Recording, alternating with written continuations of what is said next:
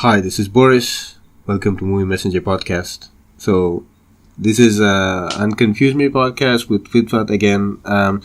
So, we decided to continue conversation because I think it deserves more time and more effort. Let's say our ridiculous human effort towards this theme, which I am trying to work on, which is love, right? Because sometimes I get too intellectual, too philosophical, and then I just forget that sometimes you don't only have ideas in front of you. You have humans who have ideas in front of you. So and I'm still trying to embrace that. And I'm really scared with what now is I listened to this. Of course, lecture by Ramdas. I'm surprised because you've heard just one lecture. Did you see No. I still have them on my watch list, but it's. Right. I listened to this one lecture, and then maybe I'll tune out. I'll watch like the other things that I usually watch, like about comics and stuff, which is not bad. It's just, it's part of who I am. It should be a mixed bag. Like keep the variety. Exactly. Going. So I think like exactly like I need to keep it. Mixed between should we call it spirituality, because that's a big word and it gets thrown a lot, right? I would use that word in this context. Like whatever Ramdas is talking about, is it spiritual? Yeah, I would say yes. Of the little I know about spirituality, I'm no Baba or spiritual intellectual or anything like that, but I would say like the teachings that he has are more spiritual than anything else. Yeah, definitely. So like we were just talking about when we stopped recording that the word love is a lot of baggage, and it's really hard for any human beings to detach like all the meanings that are associated with it. Right. Associated with it. The example is like, for example, we are like, if I told you I love you, man, right, you'll totally understand what I mean. Right. If I have a woman in here, like a really, even if it's a really close girlfriend, if I tell her like I love you, and she will be like, no, we all know what that means. Yes. So and there's a reason for why it is that way, which goes back to what we discussed before. It's that it's a new it's a word that's still being developed, I think, and it's just it is so abstract and it has so much meaning associated with it, and so much of that meaning is evolving through time. I think that's why everyone has their own little meaning associated with it. So it's new. It's being worked on. We're working on it. Otherwise, all the situations that you just described would have a different word, associated with it, which would make complete sense, and we won't have any baggage associated with it. It won't mean 10 different things. It will mean that one thing, and we would have a word for it. Sucks that you're in 2018, you just don't have that yet. In the future we might. Yeah. If the science develops. No, that's perfectly. But then, how to. Because it's so big, right? So gross. Like, how do you approach that? Like, for example, you always need to have like a anchor of sorts to, where do you start? Like, is there a point where you start? Like, what do you do with this teaching? You mean like exactly? Like, yeah, like what? Just apply it. Like, if you applied it, how much time have you had to actually practice it? Like, you described that one situation with your coworker, right? I heard this before I started traveling, so that was 5 months ago, and I went to visit my aunt, and then she's a big fan of Ramdas. She actually the one who told me about it, and I would go to her, talk to her about what's going on. I'm super close. We're super close, so I would just say here's my perspective on what's going on in my life. And she's just like, why don't you just shut up and listen to Ramdas? And I'm like, fine, all right, because I've heard Ramdas before, and she told me about it before. I just didn't get it because I was 22 and stupid, right? And I'm now 26 and stupid, but 4 years it can change you. And then I heard Ramdas, I was like, this guy is actually I can take this. I got this. I didn't have that immediate reaction to it the way you described. So I was like, okay, I'm gonna apply these new tools that I've got. And I took everything that I learned from there, and all the other lectures that he's done, him, Terrence McKenna, all those other people, And then I flew my ass off to Vietnam, right? And then I'm on a motorbike all by myself, like traveling through the mountains and like meeting random new people. And travel it's not always a high. Like sometimes you meet crappy people. Sometimes you get into like a horrible situation, you get scammed. And in all those situations, like I could have had a reaction where I get like super bitter and angry and throw my weight around, whatever. Or I could just, recite to myself, love everyone and tell the truth. And there was many of those situations where I just stopped. And I could feel that, there was some angst inside of me, or I wanted to react, get angry or just be upset. Like maybe I got a cold now, just like this is horrible and I just want to be horrible to everyone that I see. And in all of those moments, I would just stop and be like, what is the one thing that grounds you right now? And I say it, like, love everyone and tell the truth. And most of the times I would find that it would apply in that situation, that I'm with someone and I'm actually not telling them how I really feel, or I am going to approach someone and I could do that not not in a way where I'm like attacking them, but like helping us, like the situation, like it's that person in me against the situation. It's not me against that person, and that's when you love that person. So in all of those situations, I just found that over and over again, like I've never come to a point where that thing didn't apply, like that little tool didn't apply itself. So yeah, for me, doing pretty well so far. Yeah, that's. So I think that's how you could apply it. Like just go out there, and I'm sure you'll find plenty of situations where you can just practice it. Yeah, no, that's the thing. Like when we actually, there's always this constant battle between science and spirituality, and like rationality and spirituality, whatever you want to call it. But then the process is the same, and I think you should fall in love with the process, as people say, the artists say, right? Like. Because that's what builds character. That's what builds a human being. Like it's not the results; it's the process. It's the journey. When we said in the beginning, how do you tackle that? Like from which point do you attack it, or where do you start? Right, and you shouldn't. There's always a separation between science and spirituality, and then, like you said in the previous podcast, that we are all trying to meet somewhere. We are all trying to solve something. Right. Which we share, right? And then we shouldn't separate the process of scientific discovery, where someone comes up with a theory, you go test it, you experiment it, and then you just share the results, or you just show by example, like you just live by example. Because I think here it's more about a question of, and that's the thing. Like we keep coming back to this limitation of language. Most of these people who are enlightened, who have figured this out, like what they are doing is like they've lived something which is very engraved in their mind, which is really deep, but whenever they try to communicate it just comes off really cheesy, because they have to put translation. it exactly. Right. They have to put it in like simple words, right?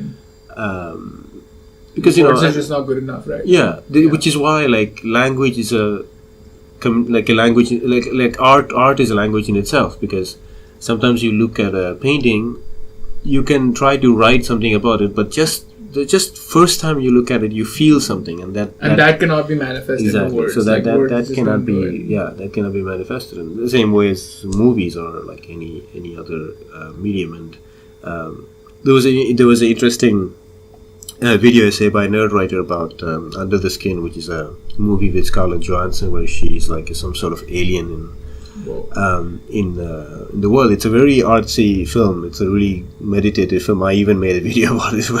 But he ends the video with one of the like really I can't really remember the exact sentence, but what he says is that it's true that the movie starts with on paper, but then it doesn't end on paper, like, because we always try to decrypt it and then like write something about it, like that's what critics do, like right. But then it's more than that. Like art or cinema is more than that. It's something that you feel. And he said, like, why are we trying to put something that is trying to go out of the page, we want to put it back in the page, and I think that doesn't do it justice, right? So that's why I say that's what. Yeah, if language was all powerful, then we won't need movies. We won't need the visual medium. We won't need art. Like I don't think it would exist. Like there's some things we just don't know how to put into words, and that's where I think language is trying to catch up, and art is just going its own way, like exploring the unknown. Again, there's a lot of connection between love and art, right? There's a lot of parallels to be made, and even and I think it would be stupid to sort of delimit the zone that love affects, the zone that art affects. It's I mean, it's not useful, but I think. So again, what I'm saying is that, like you said, you have to experiment. So how do I experiment? Like, for example, like I explained in my previous podcast, I just thought of that sentence, like, love everyone, tell the truth, and that just makes like so. I don't know. I always thought art was like a medium of expression, right? Like you're trying to express an idea or something. And expression is anchored by honesty, which means that when you express, people get it if they know that it's honest, right?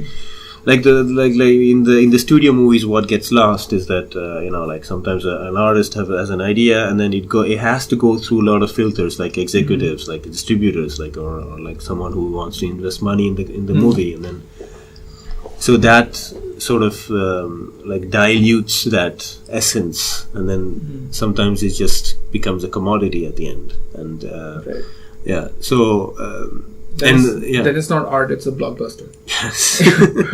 I mean, that can be argued. Can also be art, but it's just right. But exactly. There's something that I think. Yeah, art is art, just like love, just transcends. Like, cultures, like whatever your religious beliefs are. Yeah, but does it transcend space-time? Because love does that. I don't think art does that. I don't think art cuts it. Art is just artificial. I think that's where it comes from, right? Yeah. I think like at least I think you should listen to the rest of the lectures that he does, or read the book. My copy of Be Here Now is actually waiting back at home. I can't wait to go to it and just go through it. Whatever he's saying, and he's written a book about it, so I think that would be a good read. But what I feel like, we talked about this, like I'm always skeptical when you just follow one person's ideas. Oh, that's the thing. Of course, so I always, like I said, talked about this. We in the previous podcast, of course. You don't just I don't do that at all. Like so Jordan Pederson, right? Like I read the book, whatever. Like immediately after that, I started following like all of the teachings of Baba Ramdas, right? And then before you know it, I'm listening to freaking Terrence McKenna, dude. I was on my motorbike, I've finished my Spotify library like 3 times over. I've been on the road for 8 hours, and I just put my earplugs in and I'm listening to Terrence McKenna. There are like videos on YouTube where you can non-stop hear him talk for 5 hours. Yeah. And I would just listen to like what he has. Sometimes on repeat, like I would just be, because his voice is like a drone, man. He just keeps on going. And the stuff that he's talking about, like it sounded so relevant, right? At the time at least. Yeah. I should go back to that. But again, I am getting like all of what I'm talking about. I'm not all. I just want to put like a book, like an asterisk in the in our podcast to say that. But but again, even if you compare what Ramdas is saying and what Jordan Peterson is saying, we were able to find like that. There are parallels there. Yeah, exactly. Right. Yeah. It's just that they have a different way of going about it. Like, I mean, he's a clinical psychologist, and this guy is just a Harvard dropout. I mean, tripping on acid, like, they're two different people. Yes. And okay, let's because we had a really interesting conversation because you talked about alternate states of consciousness. Yeah. So tell me what it is and what fascinates you. It was funny because I never did drugs. Okay. I never used to smoke, nothing, like zero. And always sold to me like this this thing you do to be cool. Like if you want to hang out with the cool kids, like that's what you do. And like, you know, I'm reading about personality development. I'm reading about all these things. That's how I ran into Jordan Peterson. Like, personality stuff. Like I was just following that for a while, and this is right before I started discovering Ram Dass and Terrence McKenna and all these people, right? And Joe Rogan, dude. Like, of course, Joe Rogan, Duncan Trussell, Christopher Ryan, like all these cool people, right? And here's the deal.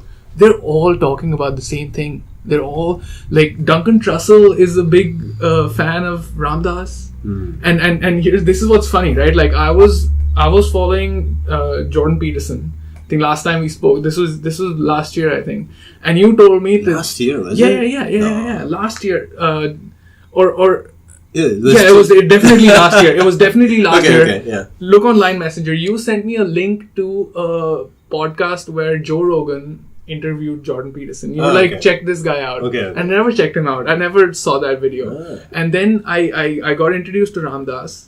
And then I went to Joe Rogan, and I'm like watching his stuff back to back, Paul Stamets, all that stuff. Like I'm watching it back to back. And then I run into, like I told you about his conversations with Duncan Trussell. Yeah. And I'm listening to his conversations with Duncan Trussell, and there are lots of them. And you know what he starts talking about? Freaking Ram Dass. And I'm like, I see how that, like, it's all connecting up, right? And of course, like Joe Rogan has experimented a lot with psychedelics, and they talk about Terrence McKenna all the time. So it's all like this circle of like awesome people that I got introduced to. And altered states of consciousness. Like I've been reading about psychedelics, and lots of people have written a lot of beautiful words about their experiences with psychedelics, and I feel that something I'm ready for now. So, something I want to experiment with. So what is your? Let's maybe. I mean, I'm sure you will you will do like you have a psychedelic experience, but let's do like a before. Like what do you at this point of time? Like what does it mean for you? Like I think from how I've read and how I've heard people who had experiences with psychedelics, the way they describe it, I think all of them have something. They talk about this thing called the ego death experience, where they feel that it's like you die or something. Like Terrence McKenna calls it the heroic dose, where you take 5 grams of psilocybin mushrooms, and you don't do it like you're in a party setting. No, you just you put on shades, you lock the door, turn off the lights, and you just pop 5 grams of psilocybin, and then you go on this journey or whatever. And I feel that what psychedelics do is, or most of them, what they do is they pull you from your perspective, like your egoistic perspective, where you see the world from your eyes, to seeing the world from the eyes of the eyes of Gaia, or whatever you want to call it, like the eyes of the one consciousness that's actually out there, and not the one that's trapped inside your ego, like the part of it that's operating from inside your ego, where you see your apartment, your car, your girlfriend, your everything. So you gently get tugged in the opposite direction, and depending on what kind of dosage you take, you go all the way. And going all the way is supposed to be scary. Like for people who are not ready for it, they describe that there's a lot of paranoia associated with it. And Joe Rogan, he describes how you can avoid a bad trip by like not fighting the paranoia and just let it like go through you. And you have to do it in the right setting, around the right people, blah blah blah. Like you can read up about it, like do your homework before you actually experiment with it, so you don't do something stupid or you don't have a bad trip. So there's lots of material out there. We don't have to go through all of that. No, sure. The thing what I want to deal with is to get a little bit meta, right, on our own podcast, because we started this because of the lecture that I heard from Ram Dass and the sentence "Love everyone, tell the truth," and which is what we are trying to do, like through this podcast. And so whenever we talk about psychedelics, of course, just like when we talk about love, there are a lot of baggage. There's a lot goes on with that, right? Because people are always scared about it.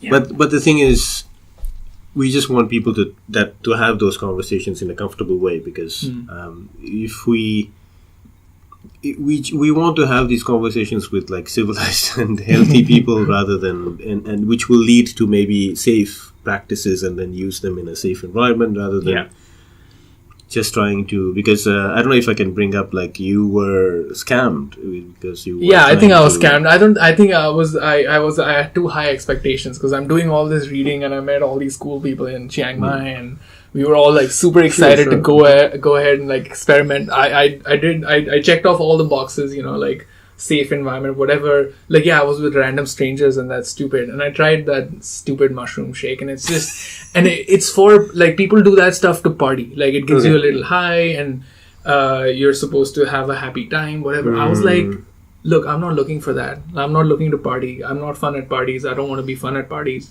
I wanna explore the unknown. I wanna talk to the gods, man. Like that's what I want to fight do. the dragon. Pretty much. Like I want to go elsewhere. Like I don't want to hang out with you plebes, you know. So that's what I was looking for, but I was handed like this party shake. And but you can read about people's experiences having just that little bit amount of psilocybin and the way they express what they go through when they consume only a little bit.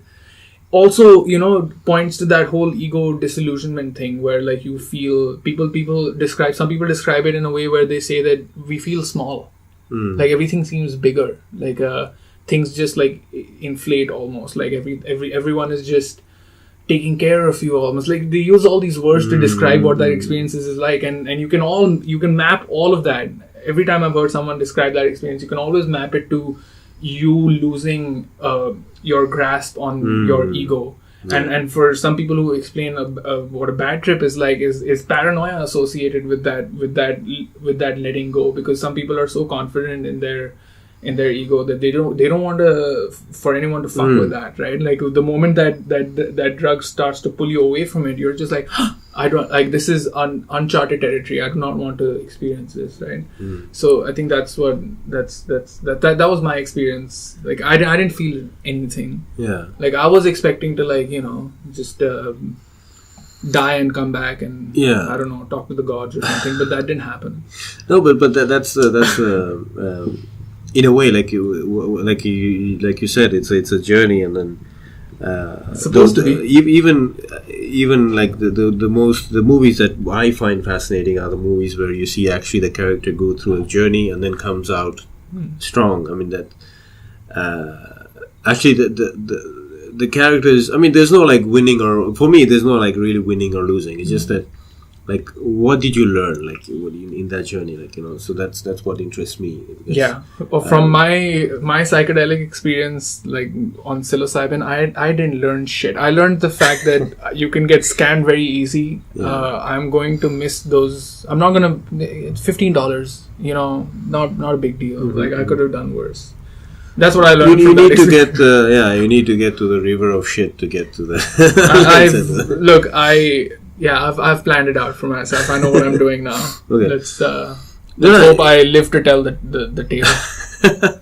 No, it will be interesting to then have you after that, and then to do like after, like what before after. We can do a before after. So, but I think I had what they describe that trip to be like, that same effect. I think I had a version of that from just traveling, right? Like I think travel does that same thing where.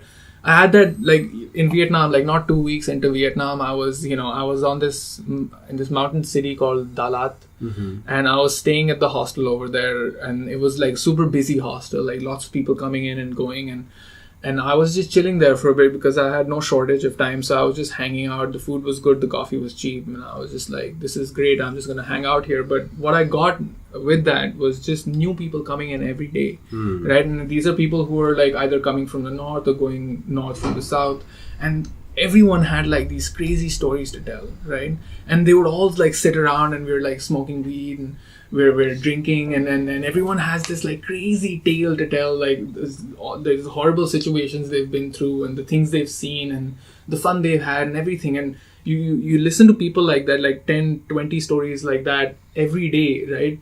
And it just like makes you hyper aware of the fact that all of the world is happening all at once. Like you just have your eyes to look at what's going on in your life, but if you just like all that novelty, you let it in, you suddenly realize that, damn, dude, the universe is just happening, right? And that's also like, I found that was also like an experience which at least put it into perspective that my ego is like just like an illusion. Like there's actually stuff going on from outside and you can look at it, right? And I think that humbles you a little bit, just to realize that there is all of this world happening around you, right? And after that, like, yeah, I felt different. Like, and also turns out weed has a psychoactive substance in it. Like, weed is not just like, you know, marijuana can actually give you a psychedelic experience. Like, it has psychoactive substances in it. And that's a different story. We will go into that. At a later stage. Yeah, sure. No, that's again, like you said, just being. That's why they call it a trip. Yeah, right? but the most important thing is that I always, people usually when they go on a holiday, they just take the really safe they buy the package. cliche, the package that everybody has been to. That's a vacation. And I think at least like for example, when I came to Thailand, you would. It's a place where, okay, yes, there are people who speak English, but most people don't know even my mother tongue. Like, so right in there, like you are like, they just take your devices away. They're like, okay, you think that you know this language, okay, now it's not useful, right? And you think that you think that you're this arrogant and you all this English language. I'm like, no, like. It doesn't matter here. Like so then you're like, okay, so I need to evaluate myself. Like it's not I'm not playing by the same rules. Or, I mean, okay, it's not a game, but still, you know what I mean. Like, you're disarmed at some point. Like you feel that you have to start from the ground up almost. But of course, like, I mean, I think everybody should save some money to do that, and you don't have to people immediately think about like, oh, we don't have the money and like so on. I think even just go to the next country, like just try to go to and come back and go without a plan, like just let the place happen to you, and that's something I could never do. Like I was super travel phobic. I want to plan everything out and know where I'm staying, where I'm going. And here I just showed up and I was like, guess we're looking to buy a motorbike. And that was it. That was my plan. And that's like, I took it from there. And isn't that really strange that when you're when you're working and, you have a routine, you have meetings, you have lunch with your friend at 7 p.m., blah, blah, blah. And then everything is timed. And then you go on a holiday. And then some people, they all want to plan. They're like, okay, at the 8 a.m. we have to go there. They're like, why? Just like, exactly. Why do that? But I think we're so used to it. You're still working. And do you realize that you're still working? You have an Excel file with you're still at that 9 to 5 job, right? You never left there, right? Exactly. You just got like 10 days of different scenery, but you're still like on that schedule. You're on that. I don't travel like that anymore. Solo travel is where it's at. And I get up in the morning and in Vietnam, I just did whatever I felt like. Sometimes I felt like doing nothing, which is why I picked up on cigarettes, because I was just like, right now, I've got nothing to do. So I'm just going to sit at these coffee shops. And they have that culture where they sit outside, they've got chairs outside and you just sip on your coffee and watch people walk down the street. And people watching. Yeah. People watching. And lots of cute girls there. Vietnamese girls are very, very cute. So it all makes sense. Is it true they have that they have bigger tits than Thai girls? I wasn't paying attention really. It's just a theory then.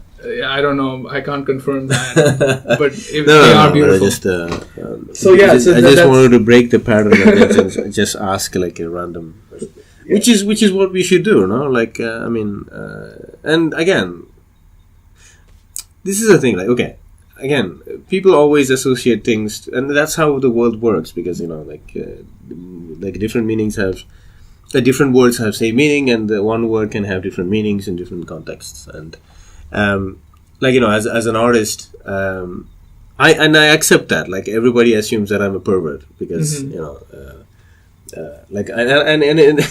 a way, I like, for example, I draw a lot of women, right? And there is a kind of a sexual part to that. But I am totally able to accept that, because why would you censor that? Why would I be uncomfortable talking about that? Like, I just love women in all their form, right? So, and just drawing them just gives me like a, in your like, for example, like you to go on a trip. It just gives me a trip to go around their body in a way, like so we were talking about psychedelics and stuff. Like, since I'm a comic book fan, I need to buy this, and I think when I buy it, I'll give it to you. It's there's a character called Swamp Thing. It's basically a really he was created in the 70s, I think. Like, and he's just basically a guy, a scientist who had a accident, and he jumps on the swamp, and then he becomes a Swamp Thing. Okay,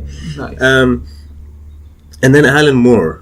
The same guy who did Watchmen. Right? Yeah. He took that character and has written one of the most beautiful, like, it's comic book poetry. Like, he's, I think it's called Anatomy Lesson, and I think, so he's still in love. He falls in love with this girl, and he's basically a formation of plants, and he's not a human anymore. Like, but his memories. He has the memories of. I think his name is Arcane. I forgot the first name, but his last name is Arcane. And he explains it in a scientific way. Like, for example, I think it's called planarian worms. Like, if you make a planarian worm do like a travel labyrinth, and then you feed it to another planarian worm, it will retain the information though. So basically they said that his body was eaten by planarian worms and then retained his information, right? Nice. So that's one, the closest thing that so he falls in love with this girl, and the way that they have sex is that he grows like mushrooms and sort of things in his body, and then she eats it. And then, so that's the way they have sex, and so she goes on this trip, and then it's like the most beautiful, romantic kind of like I'm in your head and kind of stuff, right? So it's they talk, like, you can hear Joe Rogan describe like how in there are psychedelic experiences that you can have which are shared.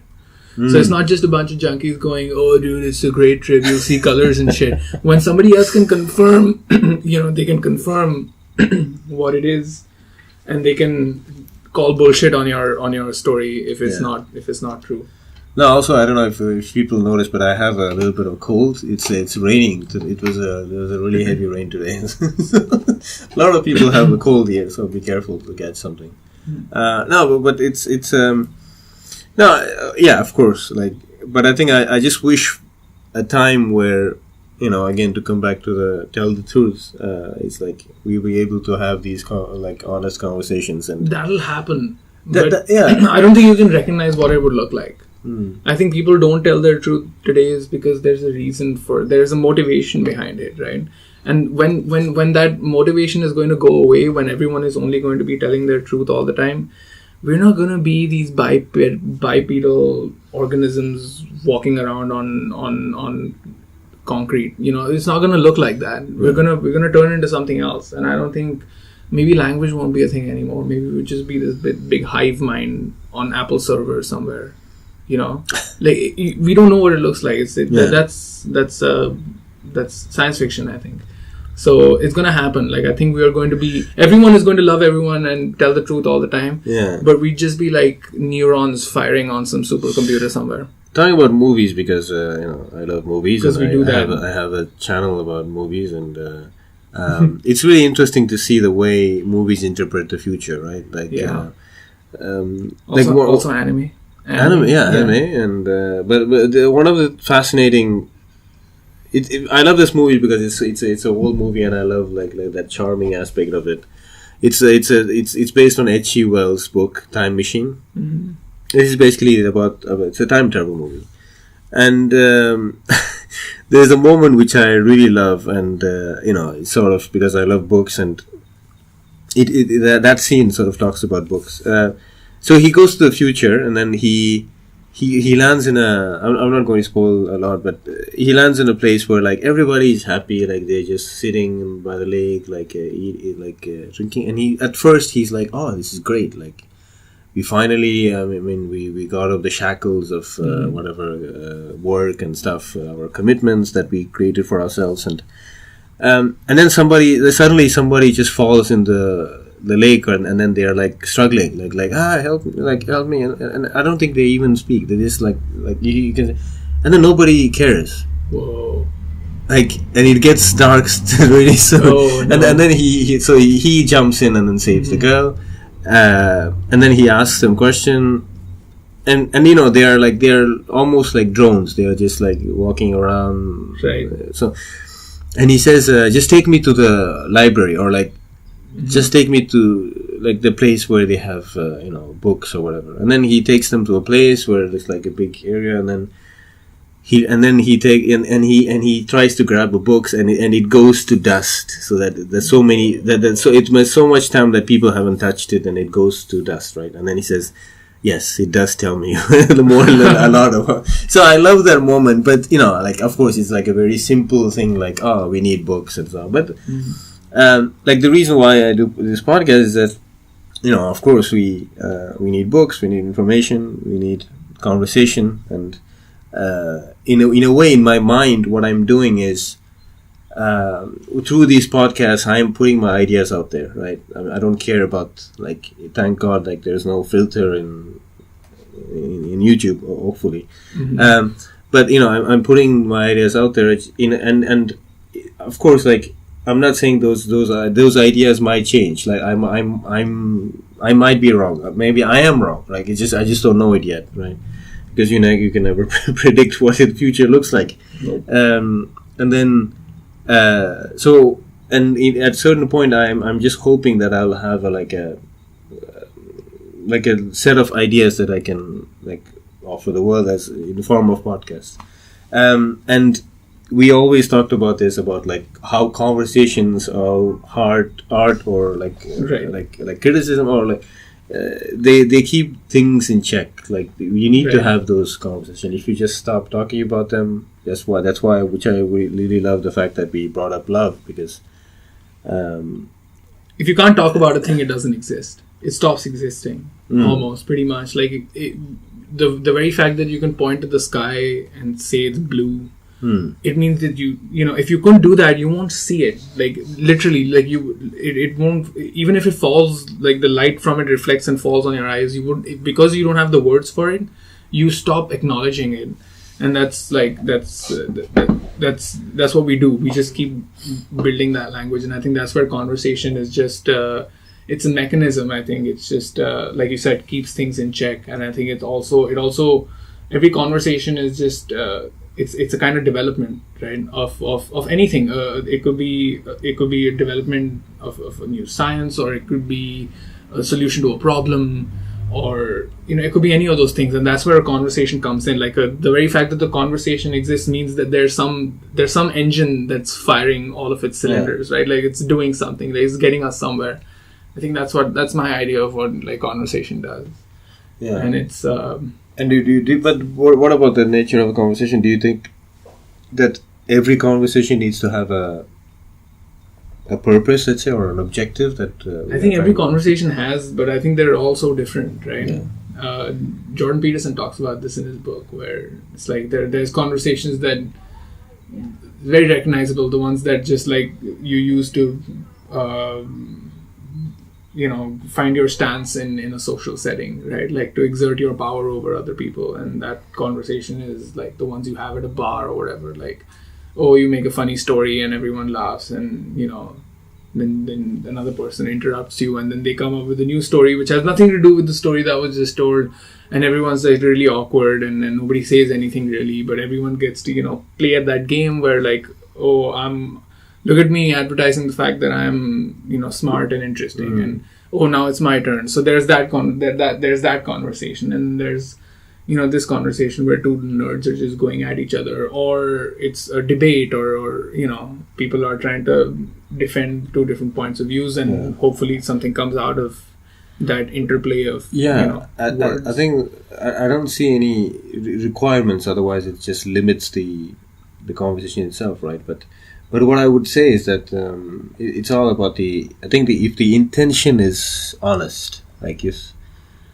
you just want to talk because you have, I don't know, you because you. Like, I saw that. Like I felt like that all the time when I was in America. Like I almost felt that over there, most of the times, like conversation would feel like it's a formality, right? Like conversation, you know how like we're talking with each other, like you just said something about conversation and I'm trying to add to it somewhat.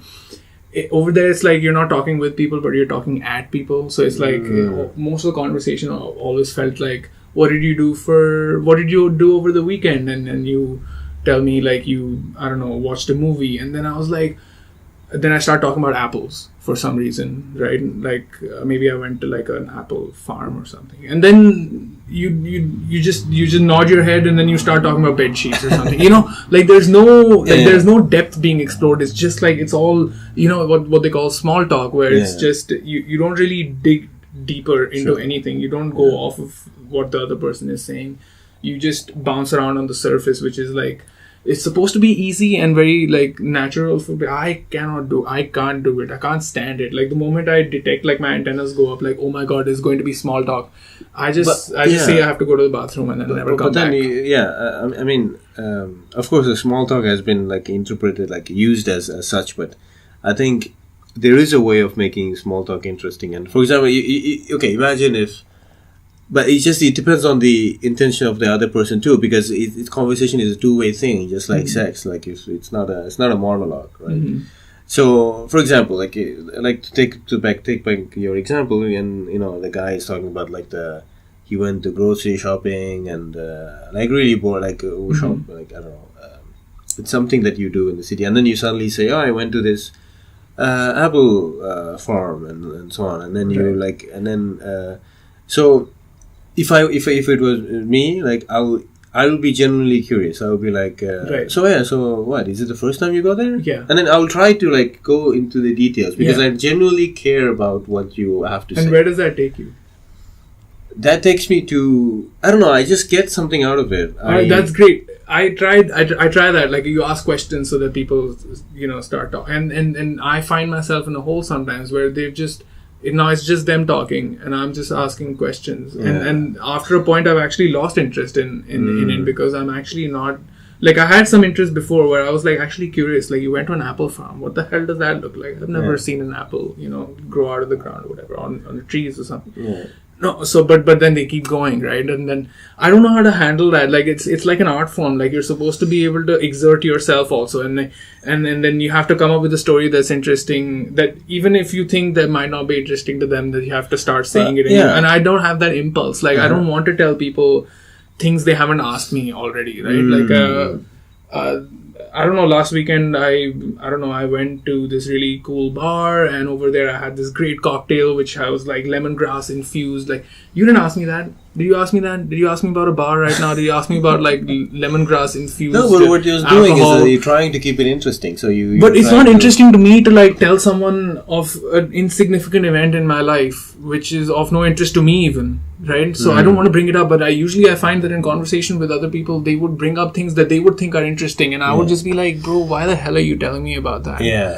Right? So the reason why like art forms like movies or stand-up comedy give birth to really good conversations because they are conversations, right? Like stand-up comedy is like, have you ever noticed blah blah blah, the cliche scenario is actually like he's having a conversation with the audience and he feels their energy, like the way they laugh, he adjusts it, and both of them get something out of it, like and the same for movies, like which is why I hate when people talk during the movies, because you know, like I was watching Mission Impossible and then there was a twist and the woman behind me was out loud. It's like, but why? I'm like, just shut up and watch. The movie is talking to you. You don't need to talk to it. But anyway, but I still love the reactions. Like sometimes I go like watch YouTube, like audience reactions to like.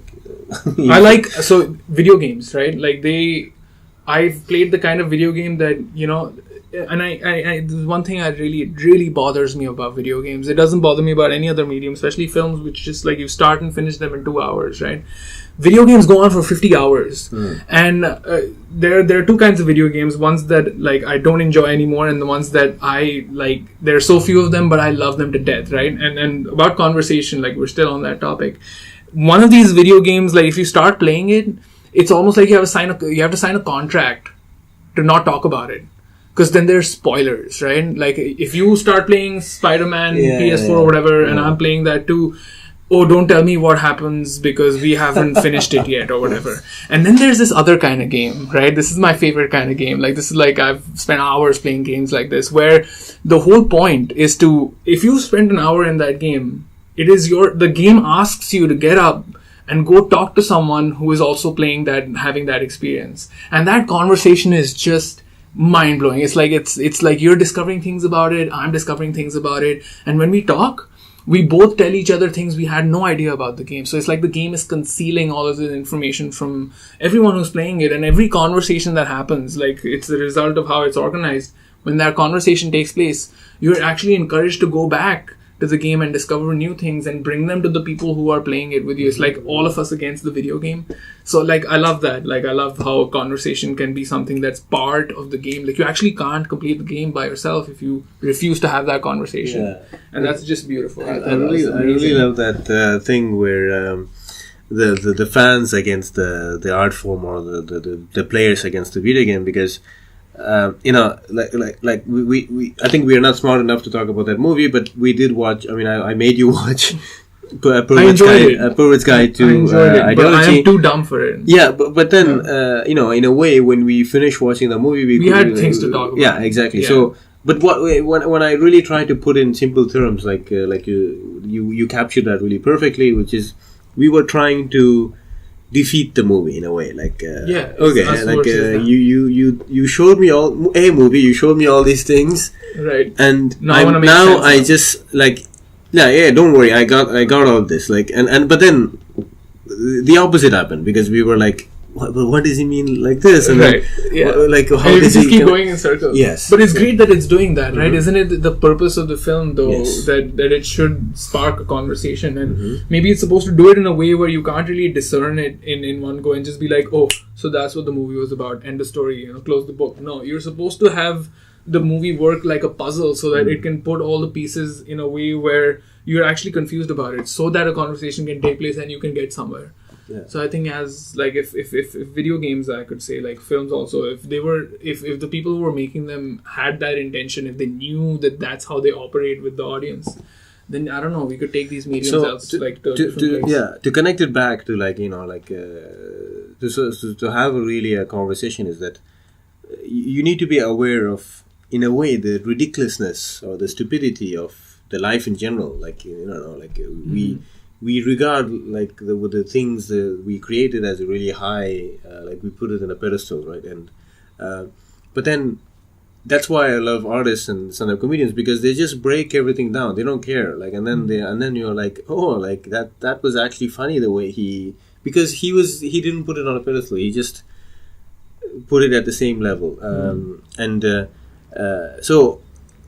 For example, how can you make a conversation more interesting? Is that to actually, if the person is talking about something really not interesting at all, like for example, I went grocery shopping. Right. You can think about like something that I know it's a lot of work, but it depends on your intent. Yeah, it depends on your intent. Yeah. I've read all those books where like how to be charming in a conversation, blah blah blah. All of that crap, like it's all got to do with you putting effort into it, right?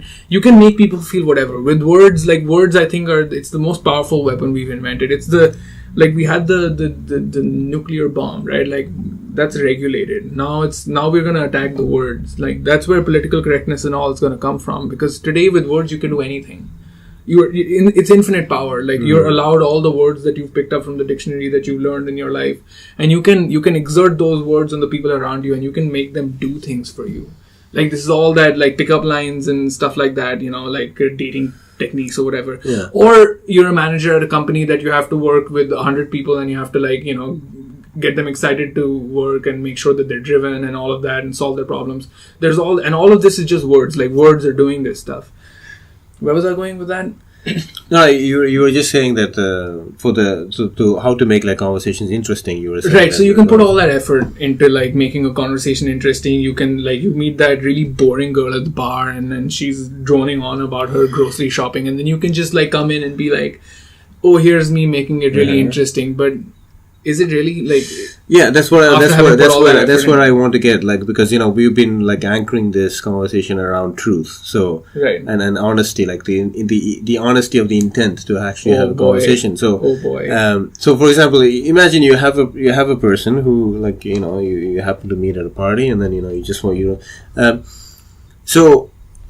imagine they try hard to like they want to get something, and they don't want that awkward silence, and silence is good, like just if there's silence, let it happen, because we labeled it awkward silence. Just because you're in front of someone doesn't mean that you always have to talk, because 60% of what we say doesn't come out of our mouth,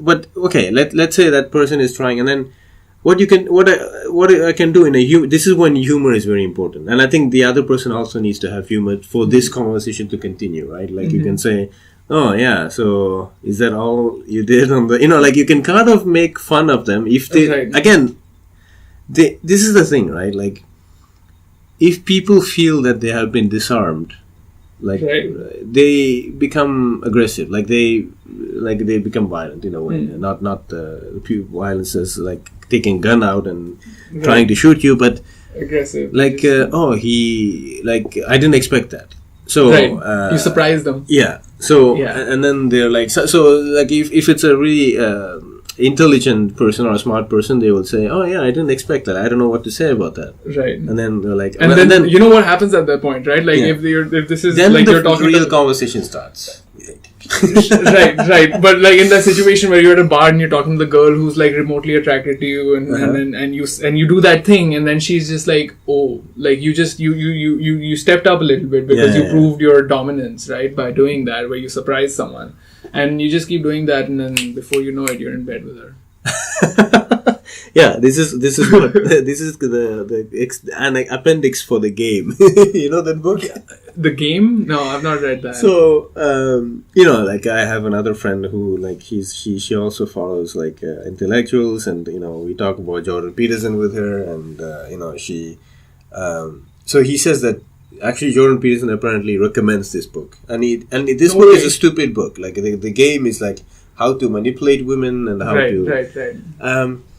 But then he said that you should read that book, and I think someday when I have the right motivation, I think I will. But it's because she said that at the end there's a really good kind of wrap up to the thing, which is of course connected to love, which I'm interested in. So to come back to those conversations are just like I'm constantly lying through them, like, which is why I feel that their relationships are not my thing. Like, so talking with people mostly just feels like I'm obligated to lie. Like, it's just, you want to get into this, I'm gonna have to lie, like, because I really don't want to be at that bar and actually say what I really want to say, because nobody wants to hear what I really want to say. So my only way out is to lie or not say anything. Why do you think I'm talking to you? This podcast, we could be out right now. We could be out right now, hitting up all the bars in Bangkok, which are probably still open. But that's why I'm just like, I don't bother with that anymore. Like, I went through this phase like earlier last year where I was like, I'm gonna put on a suit and just like go to the bar and like talk to people. It was fun while it lasted, but after that I just felt like this is useless. Like, this is just such a waste of my time. You felt like a serial killer, like going on. Dude, okay, this is another conversation. I was actually hoping to bring this up with you. I am a psychopath. Like, let's face it, let's address the elephant in the room here. Like, these things, like, nobody actualizes these kind of these conversation tactics, all of this. Like, you pick this up in your adolescence. Like, you pick up how other people work when you grow up, right? I didn't do that. Like, I was 6 inches from a computer screen, trying to solve like car physics or whatever, making video games, right? And when I pulled my head out of that shit, and I looked at the world, I could only see it like a goddamn video game. And that's what all this stuff is. Like, where like, oh, you say this at the right time and you do this, and then that's how people will react, and then you follow that, and then you can get whatever you want. Yeah. Psychopaths think like that, dude. Like, normal people don't think like that. Normal people operate at a different level where they like everything happens because they know they're naturals at it, right? No, but what I'm saying is that just because I always say to myself that sometimes like I'd rather be an honest asshole than a hypocrite nice guy in a way, and as you get old, of course, like when you're really young, it's really hard to like understand that. But I think there's a reason why the people who talk to me, because I'm that weird guy. Because they're psychopaths as well. Maybe. Like what's that movie? 7 Psychopaths. So you should no. What I want to say, what I wanted to ask is that we talk about this when people do this, it's I can't do that, and when I actually try to have honest conversations, they feel disarmed, and maybe they will. We don't really know how they will react. But what are people afraid of? Like what are people afraid of? The truth, like, isn't that like the most obvious answer given our discussion up until this point? I think so. What I feel like I think they're afraid of psychopaths. Like what really gets people like weirded out is when there's that person at a party who's not saying anything, and I'm always that guy. Like, I'm always that guy who's just like, you know what? Right now, I have actually nothing to say to your stupid ass story about how drunk you got last Saturday, right? Yeah. Like, what do you want me to say about that? And now, like, after having gone through all of this stuff that I'm reading, I'm like, in that situation, if I was to actually speak my truth, I would actually say that. I'd be like, look, I'm not interested in your silly story where you made a complete fool out of yourself. And that person is not fun at parties. And that's okay. Like, I don't belong at parties. I belong on a motorbike all by myself, alone in the mountains somewhere in Vietnam. So I'm just gonna do that, right? Like, what am I gonna do at a party anyway? Yeah, but then don't you think that the guys who the people are defined as the party guys, or they are sort of trying to adapt themselves and try to make everyone happy. But if you sort of I'm also trying to make everyone happy. No, but I do it by not being there. Yeah, but what I'm saying is that maybe by being there and telling and like dealing with the truth, like you can maybe connect with someone that is into that, like that's kind of like, oh, okay, like nobody speaks to me like this, like that's right. Like that's wishful thinking, man. I don't know. I'll try. Like, I don't know. Maybe I'll find that special someone by actually telling her my truth. Yeah, I'll go up to her and I'll tell her how I actually feel, and she would be, she'd be like, wow, what a great guy. Like comedians say, like, I was looking at you across the bar and I just want to fuck your face. Like, okay. That could work here in Thailand, maybe. For the long time or short time? 2,000 baht. When I actually I'm going to try to answer my own question, which is what are people afraid of, is I think like when in Matrix Morpheus says like they want to turn every human being into this, and then shows a battery. So yeah, Duracell. Use that for advertisement. What I think is that we are conflicted beings, right? Like, we have a self-esteem about ourselves, where we think like we are handsome, we think we are really great, and at the same time it's a cognitive dissonance. We also think that we are shitty, and like compared to the other guy who has big muscles and really tall, like I'm nothing, like the girl will choose him over me. So what are we afraid of is that we have a certain amount of power. I think, like, just like the battery, we have I think the battery has a small amount of power, and I think when we do this sort of maneuver, to take the word from the movie, is I think we are putting their power in threat. Like, they sort of feel like, oh, I mean, again, we talk about this disarming thing. Yeah. Oh, you've taken my power, because I had a plan in my head. Like, that was my power. Power plays everywhere. Like, that's... I had a pattern in my head. Right. And which is linked to my people? ego. I think people are good at that. I think people do that on... Like, they do that subconsciously. They don't know that they're doing that. Like, okay, so, like, you probably had friends at a time, right? Where, like, they would ask you out for a party. How dare you? So, okay, I have friends who would be like, hey, let's go out and party. Sure. And I'm like, why though, right? And I would observe as that psychopath who's, like, standing in the corner. And it's really interesting. Have you ever asked the question why people party? Like, do you know why they do that? I've had people watching at parties. That's really fascinating. It's fascinating, dude. Yeah. How people go about a party, right? It's all about power. It's all about exchanging power. And people who get along, they do it in a way which is very smooth, right? Like, nobody's stepping on anyone's toes. Like, people are telling stories. Everyone gets to tell stories, and everyone gets to up their social position. And that's why a party makes sense. Like, if you've been at the different kind of party where there's, like, bunch of strangers and, like, cliques, like small groups, that's, like, even more interesting, because, like, people are coming in and, like, they're invading other people's space, and that's when the power struggle, like, starts. Like, there's sparks there. Like, you can see how there's that one girl who's there by herself and everyone's vying for her attention, and one guy tells a story and another guy comes in and tells a better story, and then she's looking at him and smiling, and the other guy is like, oh shit, and then he makes fun of the other guy, and it's like it's like hand-to-hand combat, dude. It's like it's a strategy game. There's points, there's mana, there's resource points. It's all happening, and you can see it. Like, I can see it happening when there's people going about that. And that's a game that I'm not good at playing. Like, I can study it, I can see how people are going about it, I can emulate it, I can act like I know what I'm doing for a while before I get tired. Other than that, no, man, that's just like a different zone. Like, that's a different... normal people do that. Yeah. But that's I just text, like, girls on Tinder, hey baby, what's up? Question mark. Is that your pickup line? Dude, over here you get so many matches. I'm just like I write random shit. Sometimes I'm like, first line, your house or my hotel? Question mark. That's it. Sometimes it works, sometimes it doesn't. Yeah. Sometimes they're like, wow, what a creep. I'm like, yeah, of course. I mean, you're in Thailand. Like, what am I going to ask you about your dog? you are a creep.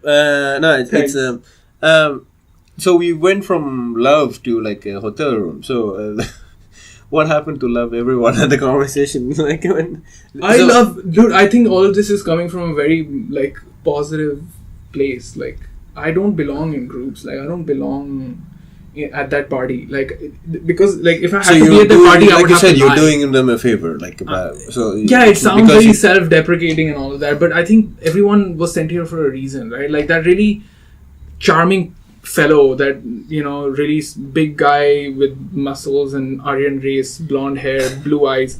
I mean, they were sent here for a reason, right? Just like I was sent here for a reason, right? Like, I've got skinny arms and, like, unkempt hair and, brown skin. Right, like, but everyone, like, maybe I was sent here to make video games, and maybe he was sent here to, I don't know, make more of himself. Maybe that's why he gets laid more than I do. No, it's again, in most cases, like, I should just, like, fight for equality, I think. But in the more cases, like, I think we talked about this, like, before I was exposed to, like, Sam Harris and John Pederson and these ideas of, like, how to actually how to live your life, like, because there was a point, I think, like 2 years ago, where whenever I would have an idea, I would say to myself, okay, let's say this idea out loud. I mean, in my mind, not because most of the time I'm walking, and but sometimes I do that. I put on a headphone so that I talk to myself sometimes, and it just seems like I'm talking on the headphones. So, thanks to technology for creating creeps like that. So, whenever I would try to implement an idea, it will be immediately, like, broken by the fact that, oh, this will not apply for this person, this will not apply for this person, and then he was like, So nothing applies to nothing, so that you don't do anything. And that's not the best option, right? Because otherwise... That's like you've given up. Yeah. So what I'm saying is that, so to connect to your point where you're saying like everybody is put there for a reason, and I do, and I really believe that. It's just, I think, in the movie they talk about the right dream and about the wrong dream, which we still need to think about. But I think there is you need to find, like, I feel like my life is better, like happier, and I feel healthier after I've found that I want to draw. That's great. But before that I had money.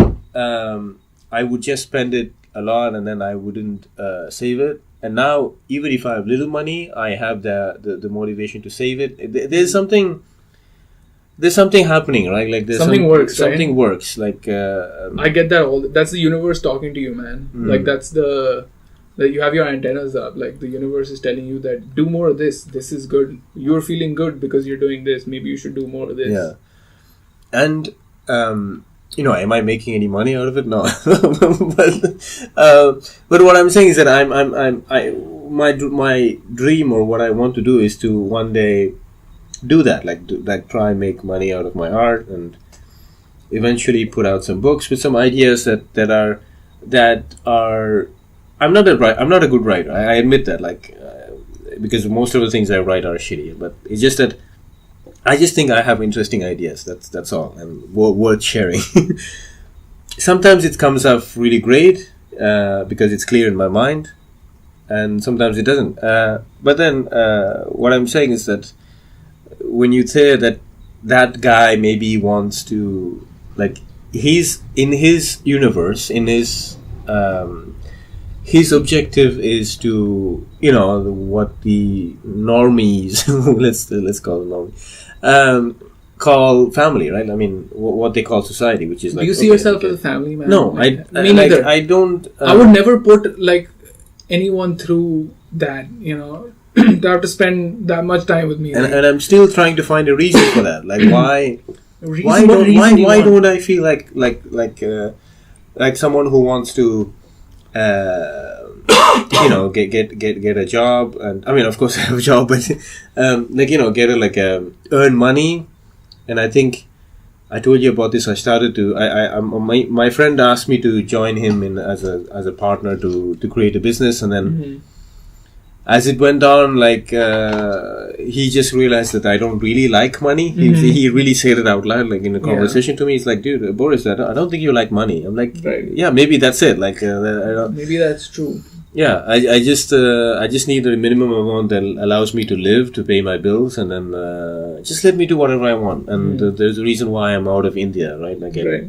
We can talk about this also. Roles. Can we please talk about that? Yeah. So, okay, let me finish the point, which is to answer your question. Like, yes, but the point is that everybody wants something, but the really important is that is it what they want really honest? Like, is it just a calculation that was bestowed upon them? Like, I mean, we don't know. So I feel like mine is, like you're saying, it's a function of your situation.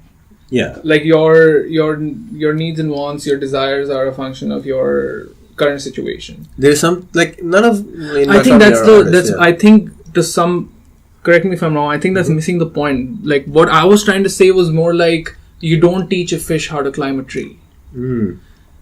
Right, which is the other way around from what you're saying, where it's like, you set your goals as a function of where you are right now, right?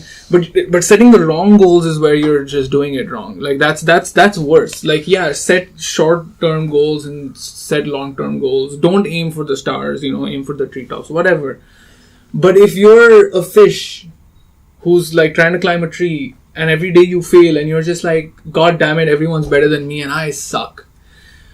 That's messed up. Like, that is just wrong at every level, right? Like, you're some artist type, creative person, and you're like, I'm happy making 3 square meals a day. I'm just happy making ends meet, and I get to make my art. I'm happy. oh, are you embracing mediocrity in that? That's a different conversation. Doesn't matter. Like, at least you're not trying to become an accountant when you really want to just draw tits every day, right? Like, that's the thing. That I think that some people like really miss out on that. But then that's where all the problem comes but from. Like after watching the movie, also like is like me wanting to draw also comes from a very personal place, right? And I don't know if there is a, like when they say like right dream or wrong dream, we don't know what it really means. But what I'm saying is that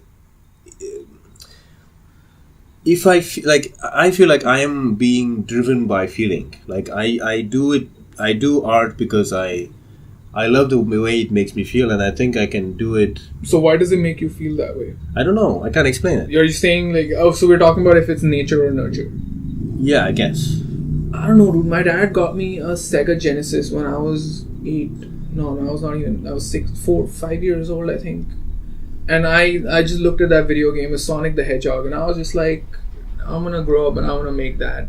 That's what I'm gonna do, right? If he hadn't got that thing that day, for me to play games on, would I be, I would so be a for me, it different person. happened late, I always used to draw. And I didn't go into any school or anything, but I was really good at it. And so, and then as you grow old, you grow from, of course I still love cartoons, but then you also start watching movies. And then in my, even now, like sometimes, like I love when my mom tells her old stories, like when she was young. And when we were young, she would always tell those stories, and I would ask her to tell it again and again. And then I just felt like, okay, so there's something about stories. I love stories. I love movies.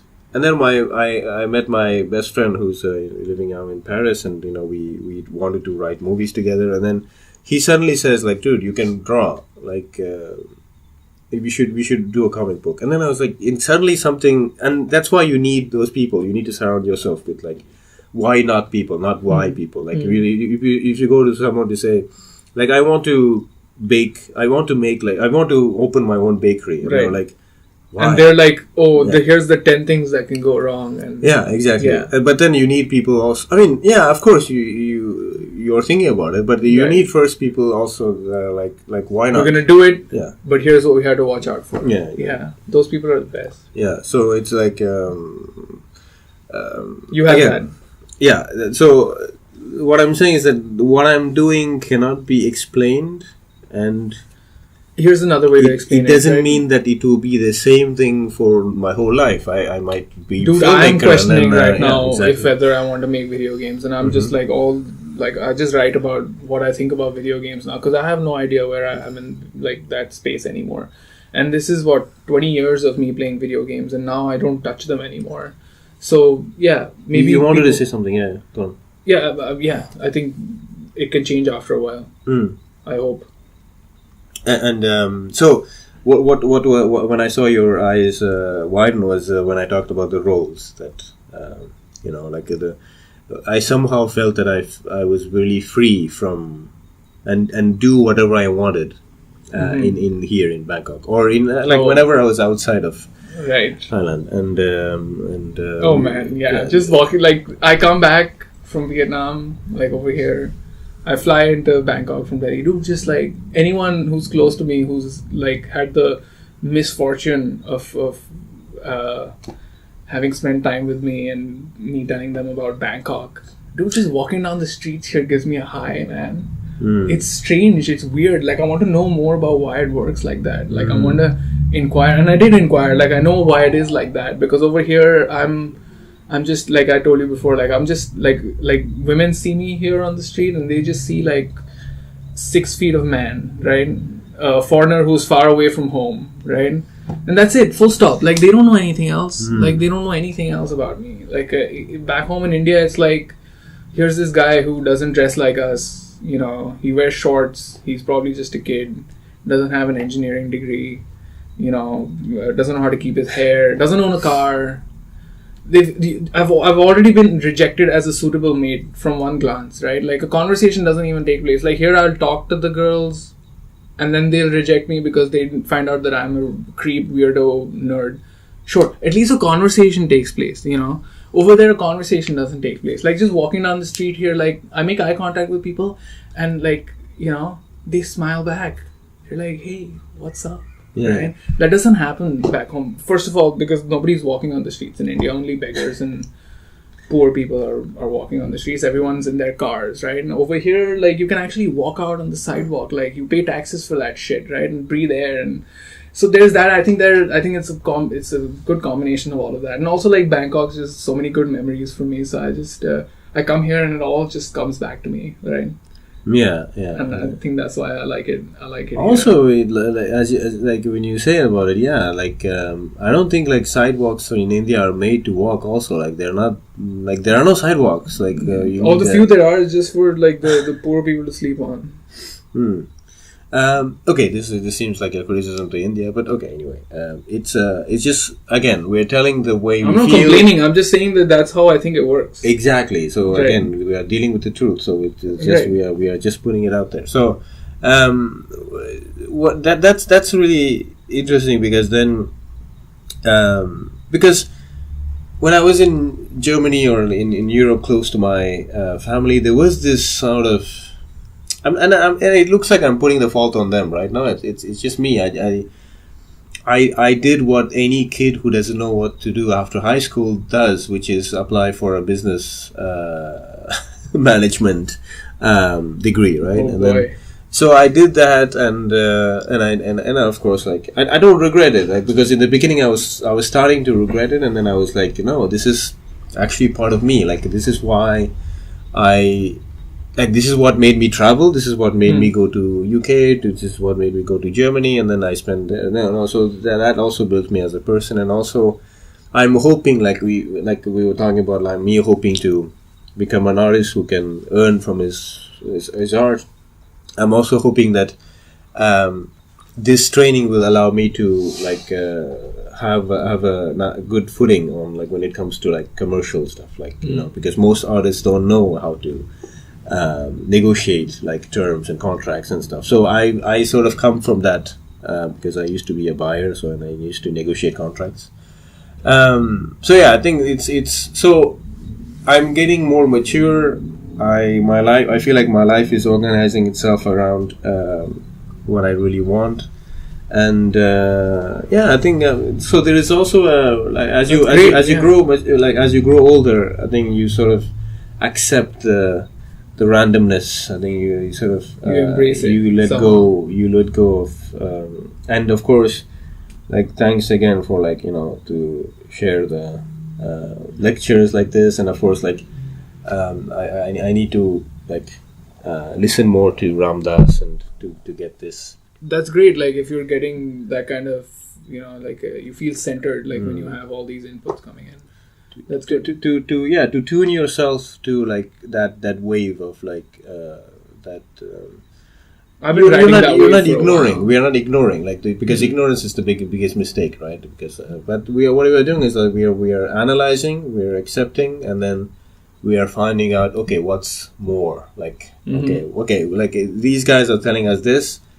I understand that, I accept that, like it makes sense. And then we go on another level of like, okay, so there has to be something more, because we have the will to question that there is something more. So there is like a potential for more, right? So and hopefully, I think what we want to get out of it is like to become more enlightened, whatever that means, because I think it means different things for different Gotta do mushrooms, man. Let's end on that. All right. Thank you Like very always. much. Thanks for having me, man. Pleasure.